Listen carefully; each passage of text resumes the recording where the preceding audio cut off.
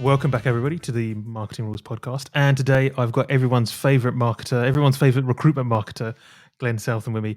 Glenn, it's a pleasure to have you on the podcast. I know I've been on the Yours the Lonely Marketeer, and I promised at that point that we'd definitely get you back on to here because I think there's not many who have your kind of reputation within the recruitment marketing space. So it is good to have you on because I think you're going to kind of add a lot. And as a lot of our listeners are in kind of the marketing space and recruitment marketing space, I think it would be absolutely valuable to have you on.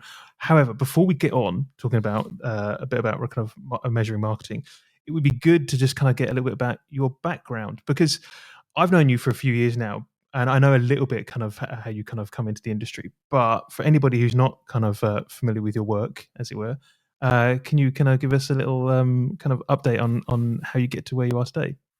Yeah, of course. Thank you for the kind words. Reputation can go one way or the other. I'm glad you. I noticed you didn't say good or bad on there, but just as a whistle stop, if you like most people within this wonderful world of recruitment, I fell into it. I graduated back in a very long time ago now, back in 2004.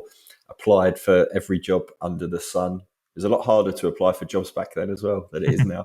And I ended up, applying to a marketing assistant role at a financial recruitment firm in London called Mark Satin. And I joined there, marketing assistant, done absolutely everything from a marketing perspective, even print advertising back in the day. Wow. And that's where my journey started. And, I've been in the industry ever since. Quite long stints in businesses, usually high growth businesses where a lot of change happens. So I never really had the chance to get bored. Mm-hmm. Started up teams from zero, where I was number one, grown those teams internationally as businesses have grown. And then the last business, where I was kind of a proper employee, if you like, that got sold. And then I made the decision to come out and do some consultancy work. And, over that period of time, probably worked with 35 recruitment businesses on their marketing efforts, as well as over the past couple of years, supporting individual marketers in terms of, growing their careers, if you like. And, my passion is always to get marketers a better seat at the table, or a seat at all, sometimes, and that's where my focus has been. And over the past couple of years, like you mentioned as well, kind of naturally evolved the Lonely Marketers community, of which the podcast happens and things. If there's one good thing to come out of the whole COVID pandemic, it certainly is that Lonely Marketers community. Yeah, I mean, it's interesting you mentioned that because for anyone kind of listening, it's a WhatsApp group full of recruitment marketeers, one or two kind of marketing consultants like myself, and a few others, and it's just this kind of safe space to discuss everything kind of recruitment marketing, and actually that is where I kind of got the idea for today's kind of chat, which is around measuring marketing and how we go about that, and it seems to be a reoccurring kind of, I was going to say an issue, but it's a theme that kind of comes up, and it would be good to kind of pick your brains around and get your thoughts around this, because I said in the WhatsApp group, it tends to kind of come up at very similar times when budgets are being discussed. These kind of things, it's seasonal. It seems to kind of come up, and I know it's something we get asked from an agency point of view. How do you get return on investment? How do we measure the success and all that kind of stuff? So I thought it'd be good to kind of have a chat around that. One of the kind of first things I always kind of try to kind of talk to some of our clients about is that it can be quite hard to measure the the effectiveness of marketing. But is it? Okay, that's the traditional thinking is it can be difficult. But with everything else that's out there now, is it still as difficult as it always was? So what's your kind of thought there? I don't think it's as difficult as it always was. Like you say, this has been a question that it's been put to me from managers and clients and everything since I started. I think the rapid rise in technology that's out there and the sophistication of CRMs, email marketing platforms, etc., makes it a lot easier to measure stuff. But I still think there's a disconnect between what people are measuring, why they're measuring it for the sake of it. So many businesses and individuals that I've worked with who have been reaming off, just so much data from Google Analytics, from email platforms, and it's just spreadsheets. And they're saying, we're sending this, upwards on a monthly, weekly basis. And it's a little bit pointless, to be honest. It's a little bit reporting for reporting's sake. It's not really proving kind of any return on investment. But equally, and I think we'll probably come on to this, is that can you measure everything, or should you be measuring everything? But look, it's certainly easier at a top level to get the insight into how our audiences and maybe our consultants, to be honest, how they behave and interact with us as a brand, as well as any specific content that we create. I think that's obvious.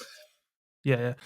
And it's interesting you kind of pull up that point around reporting for reporting's sake, and again, this comes back to a theme that I know we're both kind of passionate about marketing, having this kind of this seat at the table, and whether it's much more upon us as marketeers to deliver that kind of whatever we are going to report on. When I know we're going to talk about that, whatever we're measuring, but to report that more effectively and to kind of understand exactly what the board or whoever at the senior management teams are expecting and want to see, as opposed to saying, "Oh, traffic's up to the website on the website by 20%." What does that actually mean? You know what I mean? Again, your kind of opinion on that.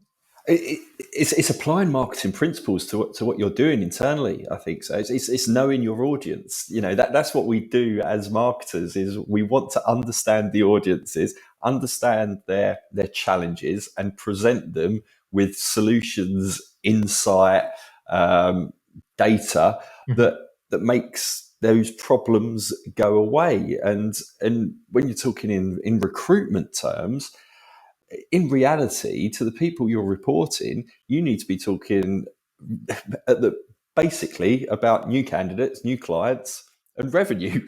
Those three things is all that you need to be reporting on. Now, I'm not saying that the rest of the reporting that people may be doing and the insights that they're getting is not invaluable. It is if something's going wrong. If something's going wrong and you're not hitting the milestones, the targets, the ROI that you may have created yourself, then you can dive into that reporting to be able to understand what the triggers or the levers are there. But I think, it's a little bit less is more. Put your marketing hat on when you come to reporting and think, I'm going to speak to the CEO, the MD, the sales director. What do they care about? And only present what they care about. What you care about, in all reality, they probably couldn't care less to a certain way. And it's kind of having that level of acceptance yourself, I think, makes you a better marketer and probably have a little bit more impact within the business that you're working in. So that's interesting, because that comes on to the next point about, are KPIs dead? Because if everybody's got their own skin in the game, right? Like you just said, if you're reporting to the sales director, they've got a certain targets and certain things that they want to see from marketing and certain things that they're interested in. The finance department has something else. HR department has got something else. The MD and the board have maybe got something else. So one of the things that comes up in the group a lot is that marketers have been kind of slapped with these kind of key performance indicators, and there's a kind of bit of a pushback as well. Does this really mean this? What does this mean for my job? Do I really want to? Do I need to be kind of hitting these? What's the point? So is that kind of just hanging this kind of sword of Damocles with KPIs over a marketer's head? dead, and we should be coming up with a different way of measuring. Yeah, I think KPIs generally, not just from a marketing point of view, generally in recruitment, they've always had attached to them. It's a little bit of a dirty word, in the world of recruitment. It's minutes, hours on the phone, how many calls you send, how many CVs you send, etc., etc. The premise of a key performance indicator is still 100% sound. I just don't think people spend enough time on finding out what those key performance indicators are for any single activity that's happening from a marketing point of view. I think a lot of it comes down to a little bit of a lack of planning. If I'm being honest, people / businesses don't know what they're trying to achieve from their marketing from the outset. Mm-hmm. So if you don't know what you're trying to achieve from your marketing from the outset, it's very hard to know what kind of results you need. And if you don't know what kind of results you need, you don't know what activity you need to push into that. And then it comes down to KPIs. I think from a marketing point of view, we always focus on conversions around websites, the contact form downloads at a very basic level, job applications, if you're kind of job led with websites. I think they're all varied and they're worth looking into, but it has to be tied into whatever you've been aiming for at the start, because it's very easy. There's even a lot of talk sometimes around followers, or likes, the vanity type metrics on social media, and I'm not one of just saying, oh look, we need 100,000 kind of followers, but if you've got the data and the insight that you're able to say, right, over a period of 12 months, say content consistency stuff has remained the same, and for every 10,000 extra followers you get, your engagement goes up by 0.5% on LinkedIn, and you can see that trend, then then there's value in saying, well, we want to increase our followers by 25, by another 25,000. Saying it for the sake of it is pointless without that data and insight to back it up. And I genuinely think, for marketers and marketing as a profession within recruitment to kind of take that step up, is that they've got to create that bandwidth or time in their career, or which result in their day and weeks, to really dive into data, dive into trends and pull that insights out.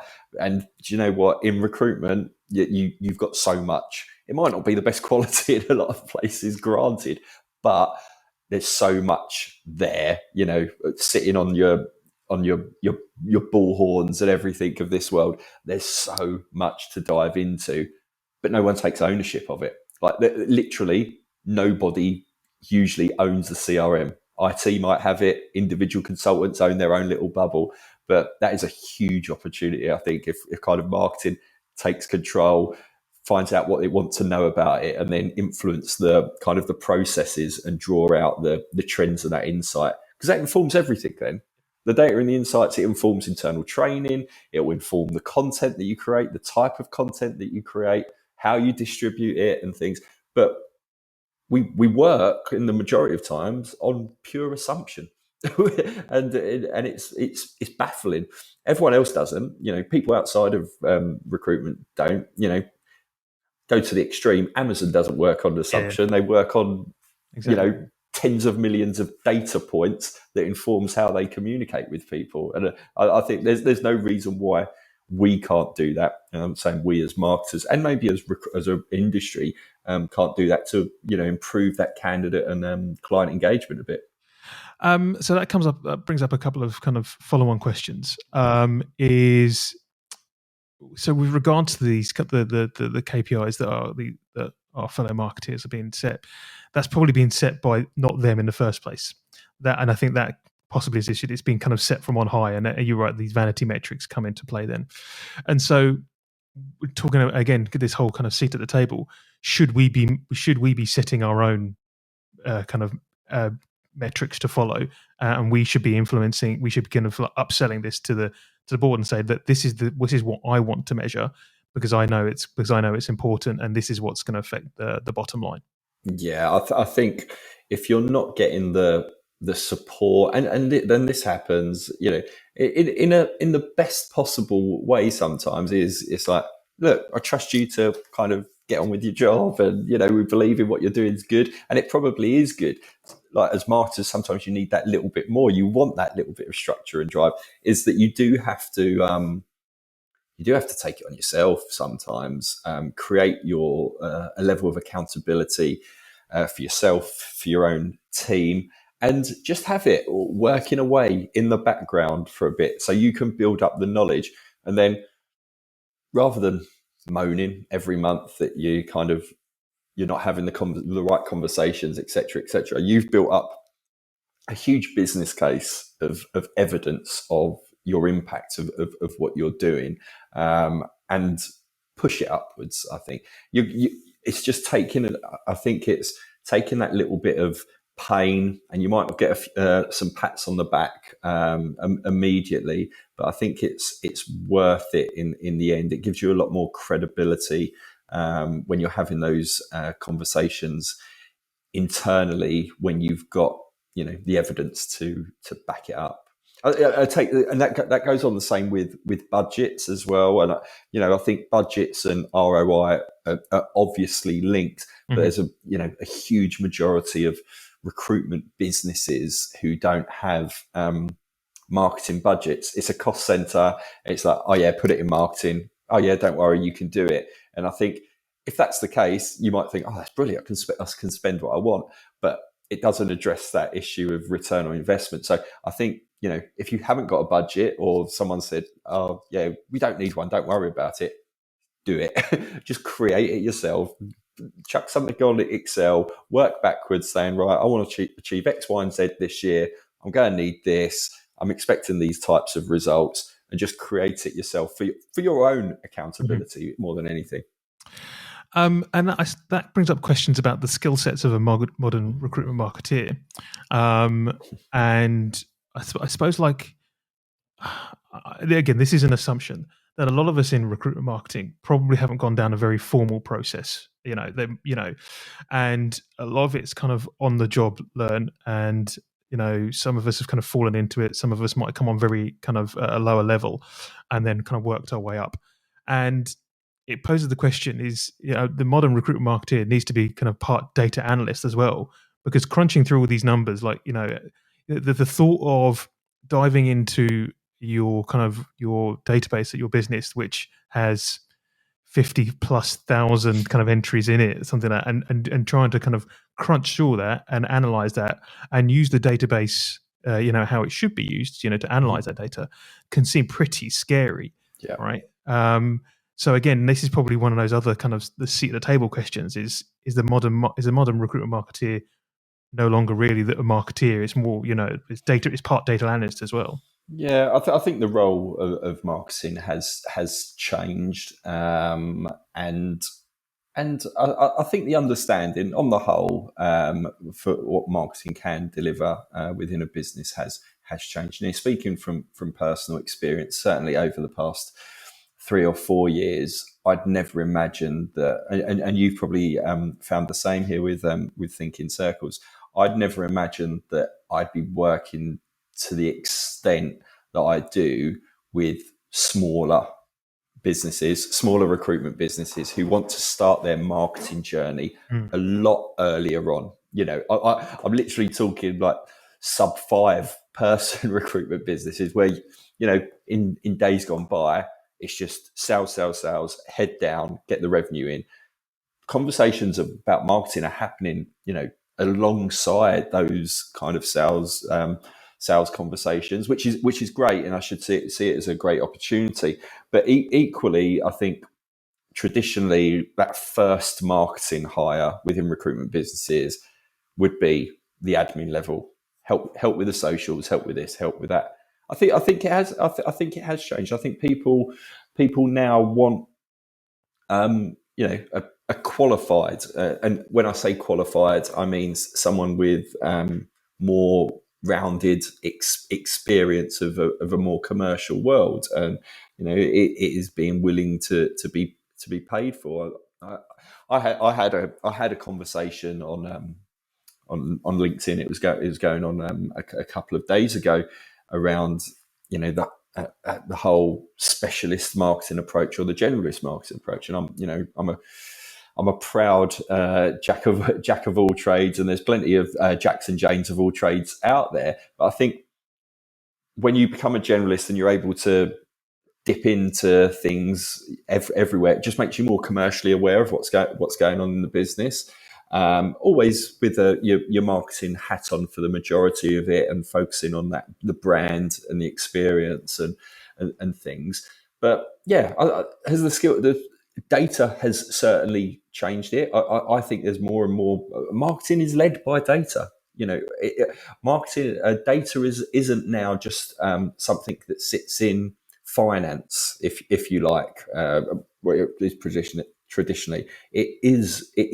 I think it is marketing now, and that doesn't mean that every marketer has to go and be an expert in interrogating databases and being experts in SQL. So I don't even know if I've got that acronym right, but I think where the marketing role, there's experts who are good with that kind of thing, and they form part of the marketing function, whether internally or externally. What the marketer's job to do is to bring that data to life, is to story tell it, is to sell it to other areas of the business, and that's the challenge. And probably where I'd see the more traditional marketer is utilizing the data, maybe not pulling all the nitty gritty out of it, but taking it and having that ability to turn numbers, graphs, up and down percentages into something that's really compelling, both internally but also externally for candidates and clients. And I think that's a really good point. I think that then partly goes into justifying the value of a good recruitment marketer. Because coming back to your point around the smaller businesses that are kind of more interested in marketing at a kind of a startup level, and we have several on our books who are kind of sub my businesses who want marketing. But there is a certain amount of those other businesses that and for anyone watching or not watching, I'm doing air quotes, who do it themselves as well, right? Which I think to a certain extent, again, devalues marketing a slightly bit, because if the recruiters, when they're starting up, they're doing it themselves and they believe that marketing is sticking out some posts on LinkedIn, then there's that kind of mindset sometimes kind of gets into businesses that it's easy because all it is just putting out a LinkedIn post, when actually no, what a modern marketer brings this whole plethora of kind of skills in interrogating databases, influencing that database, understanding what's going on, what's happening, and being able to trend that out and kind of get ahead of that kind of thing, and then communicate that as well, which is the bit I don't think we do particularly well, is communicating that, which is an interesting point. So coming back to our kind of main discussion around marketing data, you've picked up on a few things that we should and shouldn't measure, but just kind of remind us again, what are the kind of things that you believe that we should be measuring, and more importantly, the things that probably shouldn't be measuring? Yeah, look, I think it completely depends on your marketing approach. I know that sounds like a cop out, and it depends what type of business that you're operating in, and where the focus is in terms of growth. I think nowadays, for me, in terms of the biggest opportunity for recruitment businesses and marketers in general is around engagement. You've got to be measuring engagement, because especially at the time of us recording now, where 99% of the markets are a candidate short, is how are we interacting with the majority of the market with content, on a regular basis, whether it's via email, whether it's via social media, whether it's via events, real or virtual now Yep. in this crazy new world that we live in. I think you need to be measuring all of those kind of touch points and the value of those touch points to be able to inform how much people are bought into your brand. And again, I think it kind of leads on to and we joked about it when you were on my show, James. It's like you've got to build out these models that allow you to add a value to certain type of activity for the people that you're reaching out to. An easy, in inverted commas, social post is worth a lot less value to someone engaged than an event that you're running for 200 people and things. But I think those engagement scores is what you want to look at. But ultimately, like I say, going back to what I was saying, is like how does that translate and flow through to candidate acquisition, leads. I think we often forget this sometimes, especially now. Internal hiring as well. If you're kind of in control of employer brand and you're working with an IR team, make sure you create that level of engagement there as well. I think that's that's really important. I completely agree, and we see that with our clients. That as you said at the minute, it's that trying to bring on new talent, bring on candidates, and more and often trying to kind of bring on new members of staff. One of the kind of metrics that I like, and it would be good to, is I like this potential value point. So once you've got someone into the database, you've drawn them into the database, then they have a potential value at that point. If they're good enough to be in the database, the average value of a candidate in your database is X. Okay. Yep. So as a marketeer, you've brought in a potential value into the database of potentially £100,000 in a month or something like that, because if all of them were placed, that's possibly how much it could be. But knowing how, and the nice thing about that is it counts for how recruitment works, is that they could sit there for a couple of months without much happening, or just being kind of engaged with and just going backwards and forwards, doing what the marketeers do and the recruiters do.